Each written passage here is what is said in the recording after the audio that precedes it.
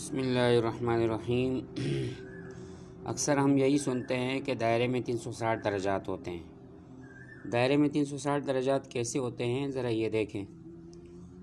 سی اور ڈی کے درمیان میں 81 ڈگری ہے، اور ڈی اور بی کے درمیان میں 54 ڈگری ہے، یعنی 54 زاویہ ہے، 54 درجے کا زاویہ ہے، اور بی اور ای کے درمیان میں 48 ڈگری کا زاویہ ہے، اور ای اور سی کے درمیان میں، یہ ای اور یہ سی ہے، اس کے درمیان میں 177 ڈگری کا زاویہ ہے۔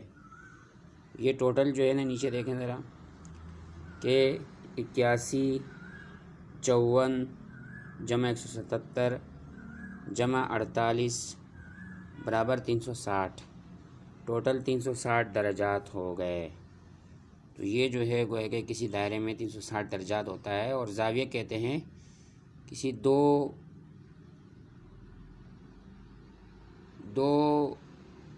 لائنوں کے درمیان میں گھماؤ کی مقدار جو ہوتی ہے اس کو زاویہ کہا جاتا ہے۔ یہ کسی کرے پر بھی ہوتا ہے اور کسی گول دائرے میں بھی ہوتا ہے۔ اب زمین ایک کرہ ہے تو اس میں گھماؤ کی مقدار، طول میں گھماؤ کی مقدار اور عرض میں گھماؤ کی مقدار ہوا کرتی ہے۔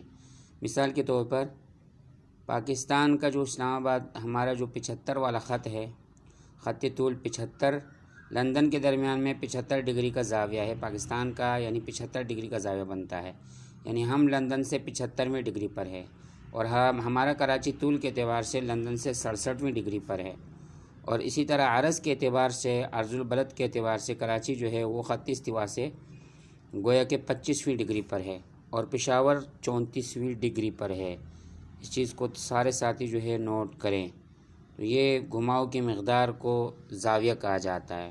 دو لائنوں کے درمیان میں گھماؤ کی مقدار کو زاویہ کہا جاتا ہے۔ زیادہ سے زیادہ بعید ترین فاصلہ 180 ڈگری ہو سکتا ہے، اور پھر اس سے زیادہ کوئی بعید ترین فاصلہ نہیں ہو سکتا۔ جیسے سی کے درمیان میں اور ای کے درمیان میں بعید ترین فاصلہ جو ہے وہ 180 ہے۔ جیسے سی کے درمیان میں، یعنی سب سے بعید ترین فاصلہ دو مقداروں کے درمیان میں، دو لائنوں کے درمیان میں وہ 180 ڈگری ہو سکتا ہے، اس سے زیادہ نہیں ہو سکتا۔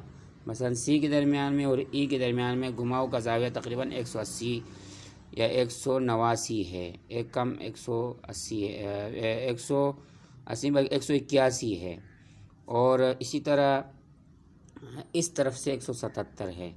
تو یہ جو ہے گویا کہ زاویہ ہے، اور کسی دائرے میں جو ہے یوں ہی فرض کیا جاتا ہے۔ اور ساتھی خوب غور سے سمجھ لیں اور دیکھ لیں۔ میرے چینل کو سبسکرائب بھی کریں اور بیل آئیکن کی گھنٹی کو بھی دبائیں۔ والسلام، سراج علی ابن عمر صادق من جامعۃ الشیخ یحییٰ المدنی۔ السلام علیکم۔